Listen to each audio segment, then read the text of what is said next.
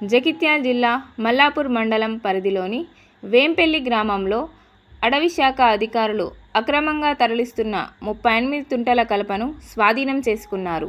గ్రామం శివారులోని అడవిలో నుంచి కలపను నరికి తరలిస్తున్నారన్న విశ్వసనీయ సమాచారం మేరకు రాయ్కల్ డిఆర్ఓ పద్మ ఆధ్వర్యంలో ప్రత్యేక తనిఖీలు నిర్వహించారు. తనిఖీల సమయంలో అక్రమంగా నరికిన కలపను తరలిస్తుండగా గుర్తించి పట్టుకున్నారు. ఈ సందర్భంగా అధికారులు మాట్లాడుతూ, అడవులను నాశనం చేస్తూ వన్యప్రాణులను హాని కలిగించేలా అక్రమంగా కలప నరికే వారిపై చట్టరీత్యా కఠిన చర్యలు తీసుకుంటామని హెచ్చరించారు.